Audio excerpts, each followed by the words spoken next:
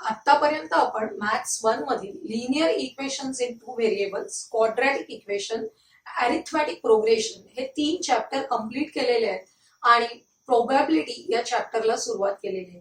आतापर्यंत झालेल्या सर्व व्हिडिओच्या लिंक आजच्या या व्हिडिओच्या डिस्क्रिप्शन मध्ये दिलेल्या आहेत. आज आपण इव्हेंट या कन्सेप्टला सुरुवात करणार आहोत. इव्हेंट म्हणजे काय बघा, आपण सॅम्पल स्पेस शिकलेलो आहोत. एक एक्झाम्पल आपण घेऊया सॅम्पल स्पेस साठी. 1 डाय इज रोल्ड. जेव्हा डाय रोल केला असेल तेव्हा आपण काय लिहितो सॅम्पल स्पेस, तर त्या डायच्या अप्पर फेसवर रोल केल्यानंतर काय काय येऊ शकतं, काय काय पॉसिबिलिटीज आहेत, पॉसिबल आउटकम्स काय आहेत हे आपण लिहितो. म्हणजे सॅम्पल स्पेस लिहितो 1 2 3 4 5 6 इथपर्यंत आपण मागील व्हिडिओमध्ये बघितलेलं आहे. परंतु आता इव्हेंट म्हणजे काय? इव्हेंट म्हणजे जर का तुम्हाला एक स्पेशल कंडिशन दिलेली असेल तर ती कंडिशन सॅटिस्फाय करणारे जे सॅम्पल पॉइंट्स असतील त्यांचा जो सेट असतो त्याला आपण इव्हेंट म्हणणार आहोत. बघा, the outcomes satisfying particular condition, आपल्याला दिलेली पर्टिक्युलर कंडिशन सॅटिस्फाय करणारे जे आउटकम्स आहेत they are called favourable outcomes. त्यांना काय म्हणतात? Favourable outcomes. आणि a set of such favourable outcomes of a given sample space is an event. असे जे कंडिशन सॅटिस्फाय करणारे फेवरेबल आउटकम्स आहेत त्यांचा जर आपण सेट लिहिला तर त्या सेटला काय म्हणतात? इव्हेंट. आता या इव्हेंट मध्ये जे एलिमेंट असणार आहेत ते सॅम्पल स्पेसचेच एलिमेंट असणार आहेत. त्यामुळे event is a subset of sample space. Sample space मध्ये जेवढे एलिमेंट आहेत त्यातलेच काही एलिमेंट या इव्हेंट मध्ये असणार आहेत which satisfy the given condition. बरोबर? म्हणून event is a subset of sample space. हेच समजण्यासाठी आपण अतिशय सोपं एक्झाम्पल घेतलेलं आहे. बघा, 1 डाय इज रोल्ड. तुम्हाला सांगितल्याप्रमाणे 1 डाय इज रोलचा सॅम्पल स्पेस लिहिलेला आहे. बघा, आपण ऑलरेडी शिकलेलो आहे. सॅम्पल स्पेस कर्ली ब्रॅकेट्स मध्ये लिहायचंय. त्यातले एलिमेंट्स आहेत ते आपण कॉमाने सेपरेट करून लिहिणार आहोत. या सॅम्पल स्पेस मध्ये टोटल नंबर ऑफ एलिमेंट्स आहेत 6. Therefore ns is equal to 6. आता इव्हेंट कोणते दिलेले आहेत? 3 वेगवेगळे इव्हेंट घेतलेत आपण. Event A, even number on the upper face. आता ही कंडिशन आहे, इव्हन नंबर. आपल्या सॅम्पल स्पेस मध्ये असलेले एलिमेंट्स आहेत 1 to 6 नंबर्स. यातले इव्हन नंबर्स कोणते आहेत त्यांचा सेट म्हणजे आपला इव्हेंट ए होणार आहे. बघा, इव्हेंट ए हा पण सेट आहे. कसा लिहायचा? फक्त इव्हन नंबर्स घ्यायचे 2 4 and 6. सगळ्यांना माहिती आहे आपण इव्हन नंबर म्हणजे काय घेतो? Numbers divisible by 2. लक्षात येत आहे? त्यामुळे हे आपले इव्हन नंबर्स आहेत. मग किती इव्हन नंबर्स आहेत? 3. Therefore number of elements in A is equal to 3. Second event बघा काय आहे? Second condition, complete square number on the upper face. आता आपल्याला डायच्या अप्पर फेसवर कम्प्लीट स्क्वेअर नंबर्स असले पाहिजेत अशी कंडिशन दिलेली आहे. This is event B. मग हा इव्हेंट बी सेटच्या फॉर्म मध्ये कसा लिहायचा? B is equal to complete square. कोणते आहेत याच्यामध्ये? 1 square is equal to 1 and 2 square is equal to काय आहे? 4. यानंतरचा कम्प्लीट स्क्वेअर असलेला नंबर कोणता असतो? 9. तो आहे का आपल्या सॅम्पल स्पेस मध्ये? नाहीये. त्यामुळे आपल्याला इव्हेंट बी मध्ये फक्त 1 and 4 असे दोनच एलिमेंट्स घ्यायचे. And B is equal to 2. Third event बघा, event C, prime number on the upper face. Prime numbers, the numbers which are not divisible by any number except 1. 1 and the number itself. फक्त तो number स्वतः आणि 1 हेच त्या नंबरचे factors असतात. त्यांना आपण काय म्हणतो? Prime numbers. पण तरी बरीच मुलं कन्फ्यूज होतात. या 1 ला घेतात प्राईम नंबर मध्ये. लक्षात ठेवायचं, 1 is not a prime or composite. 1 हा कॉम्पोजिट पण नाहीये, प्राईम पण नाहीये. त्यामुळे 1 is not a prime number, हे लक्षात ठेवा. त्यामुळे प्राईम नंबर्स आपल्याला कुठून स्टार्ट करायचे? 2 पासून. 2, 3 and 5 are the prime numbers for this event C. NC is equal to 3. हे एक्झाम्पल अतिशय सोपं एक्झाम्पल आहे आणि यातले जे या गोष्टी सांगितल्यात आपण, complete square and prime numbers, हे आपल्याला बरेच एक्झाम्पल्स आहेत त्याच्यामध्ये उपयोगी पडतात. आपण सेकंड एक्झाम्पल बघूया. 3 coins are tossed simultaneously. त्याच्यासाठी आपल्याला 3 इव्हेंट्स दिलेले आहेत. आपण अगोदर सॅम्पल स्पेस लिहू आणि मग एक एक इव्हेंट कन्सिडर करू. बघा, 3 coins are tossed. तुम्हाला त्या दिवशी सॅम्पल स्पेस लिहायला शिकवताना एक्सप्लेन केलं होतं की आपल्याला याचा सॅम्पल स्पेस लिहिताना काय करायचंय? 2 coins are tossed चा सॅम्पल स्पेस 2 वेळा लिहून घ्यायचा आणि पहिल्या ओळीला या थर्ड पोझिशनला सगळीकडे एच एच एच लावायचा आणि खालच्या ओळीला थर्ड पोझिशनला सगळीकडे टी टी टी लावायचा. आपोआप आपल्याला sample space for 3 coins are tossed मिळतो. लक्षात येते? तुम्हाला आठवत नसेल तर मागील व्हिडिओ बघा सॅम्पल स्पेस साठीचा. आपण याच्यामध्ये 8 सॅम्पल पॉइंट्स मिळाले. NS is equal to 8. बघा, इव्हेंट ए काय इव्हेंट आहे? To get at least 2 heads. आपल्याला ऍटलिस्ट हा शब्द मुलांना फार कन्फ्यूज करतो. कमीत कमी, कमीत कमी शब्दासाठी एक छान एक्झाम्पल आहे. बघा, कोणत्याही सब्जेक्ट मध्ये पास होण्यासाठी आउट ऑफ 100 ऍटलिस्ट 35 मार्क्स हवेत. ऍटलिस्ट 35 याचा अर्थ काय? पास होण्यासाठी कमीत कमी तुम्हाला 35 मार्क पाहिजेत. म्हणजे 34 मिळाले तर चालतील का? अजिबात चालणार नाही, तुम्ही नापास आहात. 35 मिळालेच पाहिजेत. पण जर का तुम्हाला 55 मिळाले, 60 मिळाले, 75 मिळाले, म्हणजे विच आर ग्रेटर दॅन 35, तर चालणार आहे, आपण पास आहोत. बरोबर आहे? ऍटलिस्ट म्हणजे कमीत कमी 35 असले पाहिजे. त्याच्यापेक्षा जास्त असलेले चालतात, त्याच्यापेक्षा कमी नकोयत. ही गोष्ट लक्षात ठेवायची. ऍटलिस्ट साठी आपल्या पासिंगचं हे एक्झाम्पल लक्षात ठेवा, म्हणजे तुम्हाला कन्फ्युजन होणार नाही. ऍटलिस्ट 2 heads, कमीत कमी 2 heads पाहिजेत. म्हणजे आपल्याला 2 हेड पाहिजेच आहेत. 2 पेक्षा जास्त 3 heads असले तरी चालणार आहेत. लक्षात येते?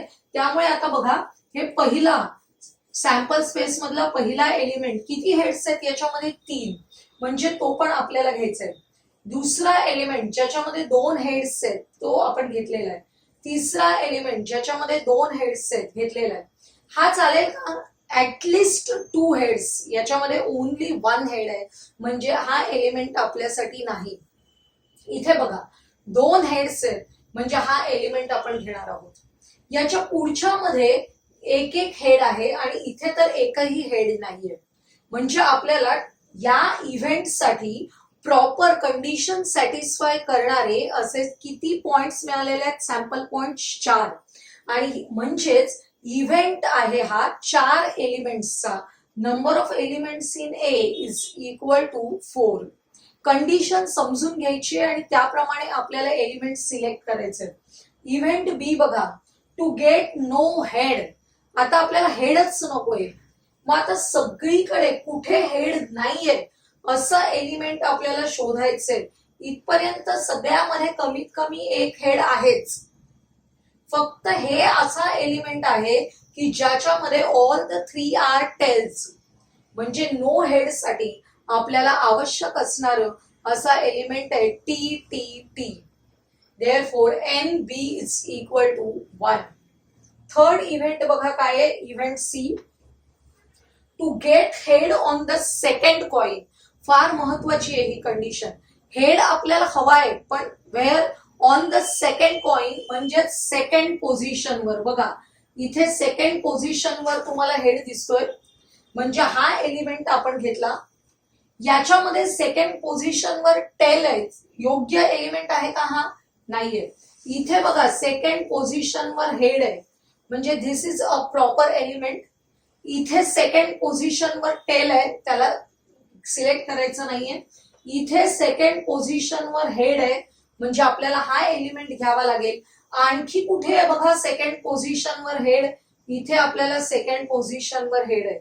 म्हणजे हे 4 एलिमेंट्स असे आहेत की ज्याच्यामध्ये सेकंड पोझिशनवर हेड आहे. त्यामुळे हे 4ही एलिमेंट्स आपण लिहून घेतलेले आहेत. And NC, number of elements in event C, is equal to 4. अतिशय सोपं एक्झाम्पल आहे. या एक्झाम्पल मध्ये ऍटलिस्ट हा शब्द आणि ऑन द सेकंड कॉइन हे फार महत्वाचं आहे. ऑन द सेकंड कॉइन म्हणजेच आपल्या सेकंड पोझिशनवर. हा जो आहे ही फर्स्ट पोझिशन आहे for first coin, this is for second and this is for third coin. आपण एक्झाम्पल 3 बघूया. 2 digit numbers are formed using the digits 0, 1, 2, 3, 4, 5 without repetition of the digits.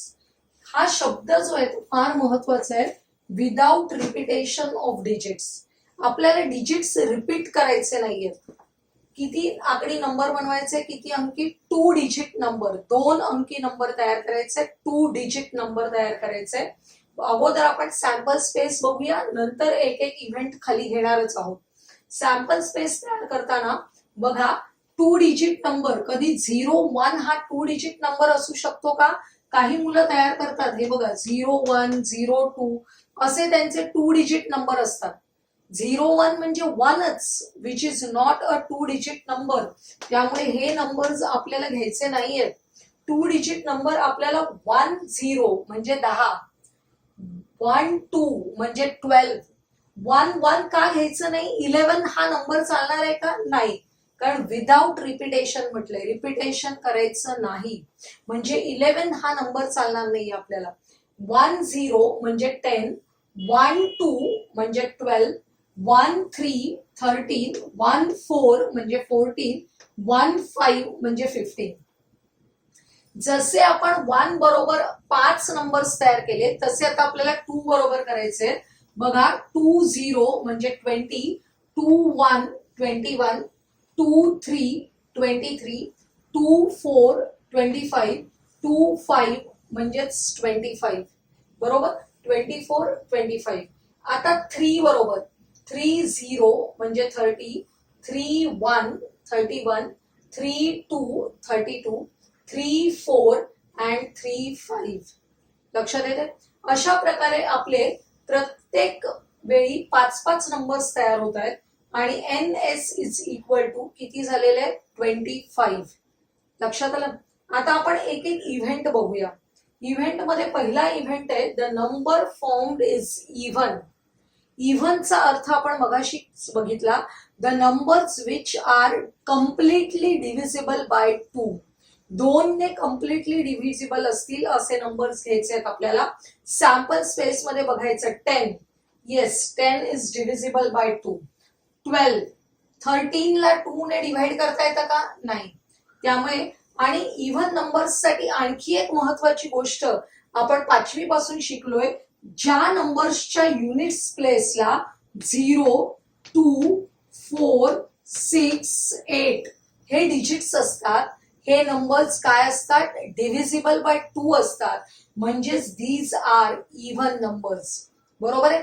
ज्यावेळी नंबर्सच्या युनिट्स प्लेसला हे डिजिट्स असतील तेव्हा ते नंबर्स काय असतात? इव्हन नंबर्स असतात.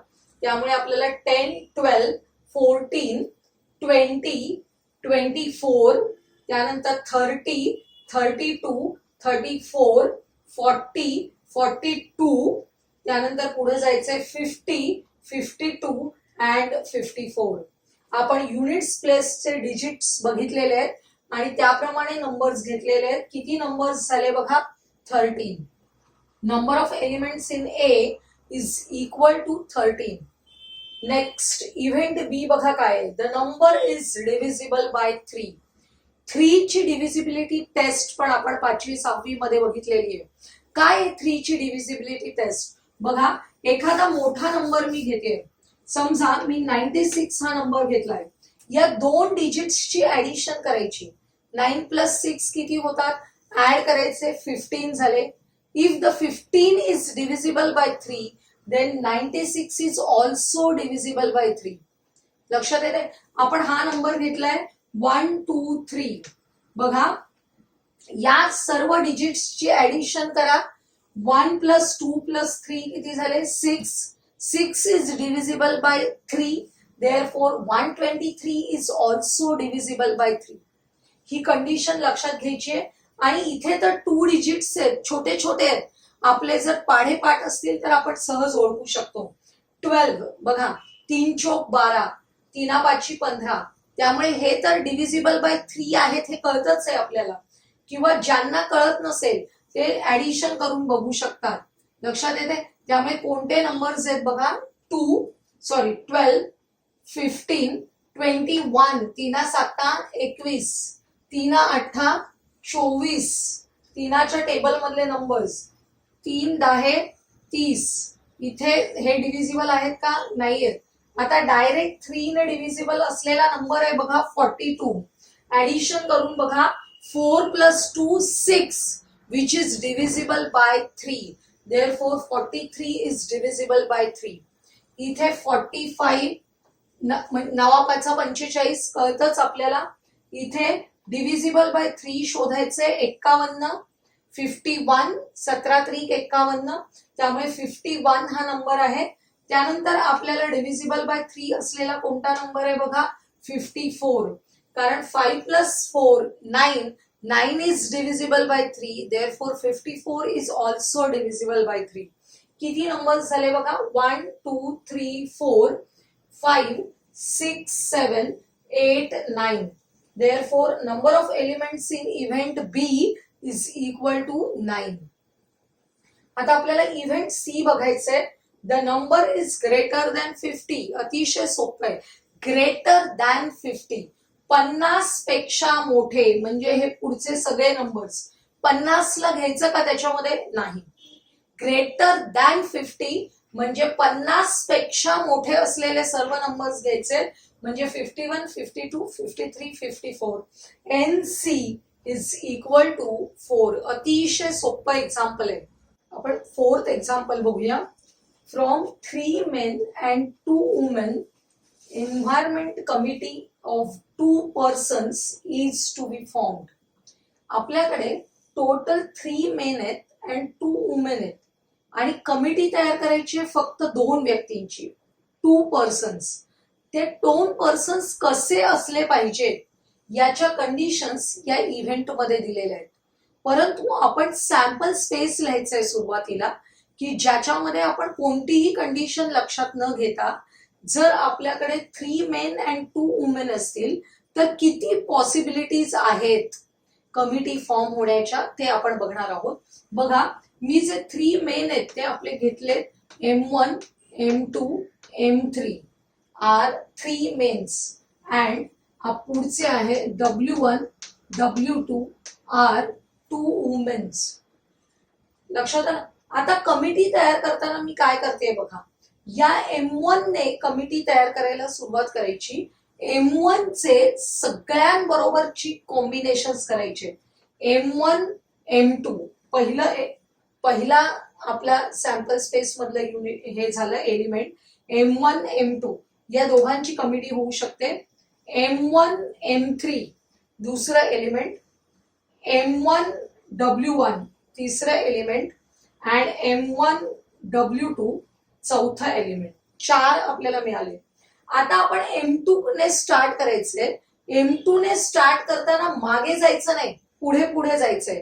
कारण M2 चं M1 बरोबर ऑलरेडी कॉम्बिनेशन झालेलं आहे. आता पुढच्याशी करायचंय. त्यामुळे M2 M3 M2 W1 दिसतंय. त्यानंतर M2 W2 इथपर्यंत आपण आलेलो आहोत. आता M3 ने सुरुवात करायची आहे. M3 ने सुरुवात करताना आपण कॉम्बिनेशन्स करूया. बघा M3 W1 पुढच्यांशीच कमिटी तयार करायची आहे कारण मागच्यांशी ऑलरेडी कॉम्बिनेशन झालेले आहेत. M3 W1 M3 W2 बघा M3 ने सुरुवात केली आपण. M3 W1 M3 W2. आता आपल्याला W1 ची कमिटी तयार करायची आहे. फक्त कोणाशी तयार करू शकतो? W2 बरोबर. म्हणजे अशा प्रकारे आपल्याला टोटल किती कॉम्बिनेशन्स मिळालेले आहेत? 10 कॉम्बिनेशन्स मिळालेले आहेत. NS is equal to 10. हा सॅम्पल स्पेस लिहिणं अतिशय महत्वाचं आहे. हा जर आपण प्रॉपर लिहिला तर त्यातले इव्हेंट आपल्याला सहज लिहिता येतात. त्यामुळे हा सॅम्पल स्पेस मी काढून दाखवलाय. तुम्ही नेहमी इथे मेन अँड वुमेन आहेत, त्याच्याऐवजी कधी कधी तुम्हाला बॉईज अँड गर्ल्स असतात. काही असेल तर त्याप्रमाणे लेटर्स घ्यायचे. मोस्टली आपण कॅपिटल लेटर्सचाच वापर करायचा आणि असे कॅपिटल लेटर्स 3 मेन आहेत म्हणून आपण M1, M2, M3 घेतलेले आहेत. And for 2 women W1 and W2. बरोबर. आपण सुरुवातीला एक्झाम्पल मध्ये लिहा तुम्ही, let M1, M2, M3 are 3 mens and W1 and W2 are 2 womens. आणि मग सॅम्पल स्पेस लिहायचंय. सॅम्पल स्पेस मध्ये टोटल एलिमेंट किती झाले? 10. NS is equal to 10. आता आपण इव्हेंट ए बघूया. There must be at least 1 woman member. At least 1 woman member याचा अर्थ काय होतो? प्रत्येक कमिटीमध्ये एक वुमन मेंबर कमीत कमी असली पाहिजे. मग 2 वुमन्स असल्या तर चालतील का? हो, चालणार आहेत. आपण मगाशीच बघितलं, पास होण्यासाठी 35 मार्क्स पाहिजेत, तर 60 मार्क्स मिळाले तरी चालणार आहेत. पास आहेच तो मुलगा. मिनिमम कंडिशन आहे ती. तसं ऍटलिस्ट 1 वुमन याचा अर्थ एक वुमन असलीच पाहिजे आणि त्यापेक्षा जास्त असले तर चालणार आहेत.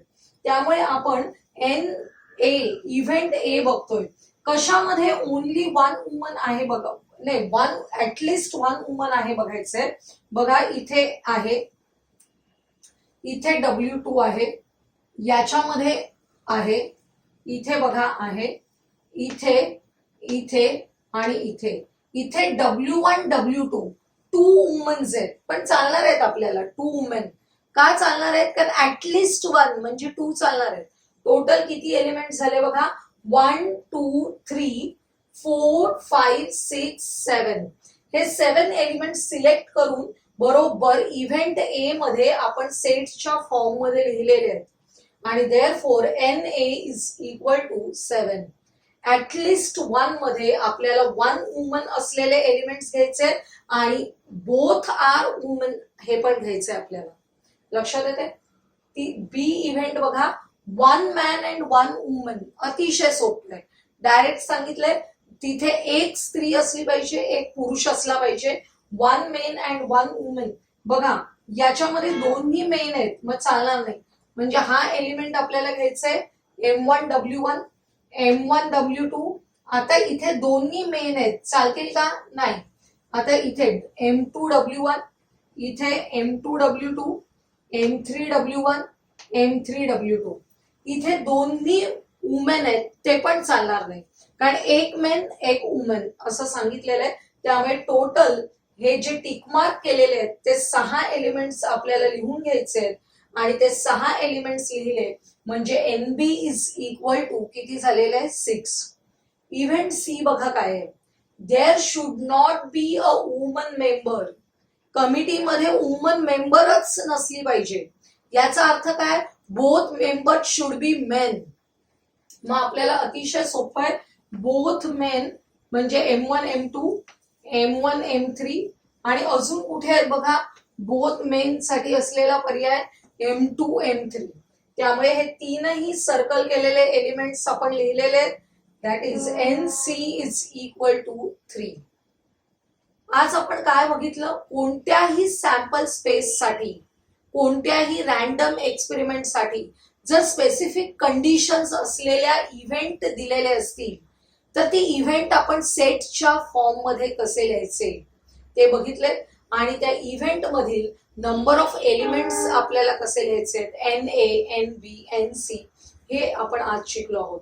आजचा हा व्हिडिओ तुम्हाला आवडला असेल तर लाईक करा, तुमच्या मित्रमैत्रिणींना शेअर करा आणि आपल्या चॅनलला सबस्क्राईब करायला विसरू नका.